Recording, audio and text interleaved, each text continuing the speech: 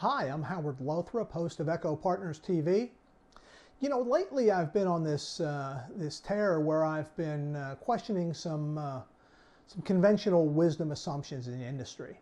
I'm going to continue down that path today as I look at another question that should be asked by users of asset liability models and interest rate risk measurement models. That question is simply this. Do more complex instrument-specific models outperform simpler call report-based models? You know, on the surface, this seems like a no-brainer. That anytime you have more bank-specific information, you know, it's an easy jump to the conclusion that says we should have a better, more accurate result. Unfortunately, I don't think that the results are all that clear-cut. I can give you several reasons for this, but I think the most powerful reason is to me the simplest, and that is by going to a more complex model with line item and instrument level detail. To really get the value of that model, you've got to go to instrument specific assumptions as well.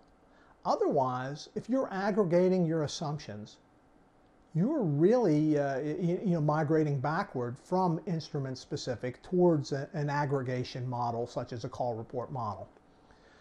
And I'll go one step further on this and say that you know, there are a lot of really smart people that try to keep up with asset liability model assumptions, particularly with respect to, you know, securities prepayment rates or loan prepayment speeds. And you know, it's kind of like predicting interest rates. I just don't believe people can do it, you know, successfully over the long run.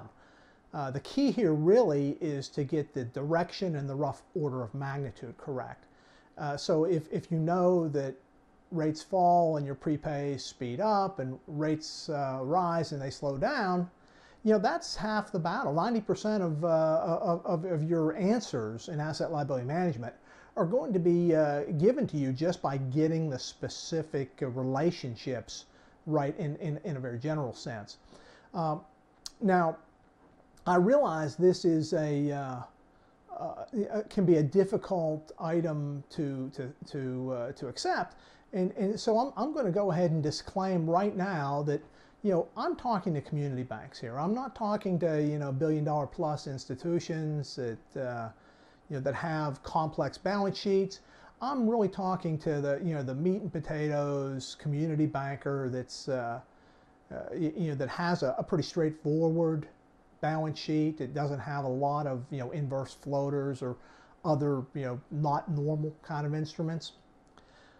And I'll, since I'm all the way out on the limb now by saying I'm not so sure how the performance works, I'll just start sawing on the limb altogether, and I'll just kind of throw out a challenge to you.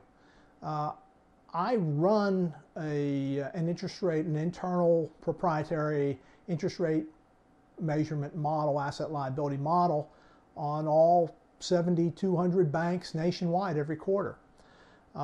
I will challenge you, if you are interested and want to see how your model stands up. You know, let me know, and we'll just match our assumptions, and I'll prove to you the key point here, which is that the basic calculation and mathematical engine in these models is pretty much the same. Simulating interest rate movements is not that difficult of a task, at least not with respect to getting the most important set of data, and that's about the 80% of data that you need to identify whether or not you have a significant interest rate risk problem. So if you'd like to take me up on the asset liability challenge, by all means, you know, send me an email, put a comment in below, and we'll see if we can't get together and make a believer out of you. So thanks very much, and we look forward to seeing you on the next episode.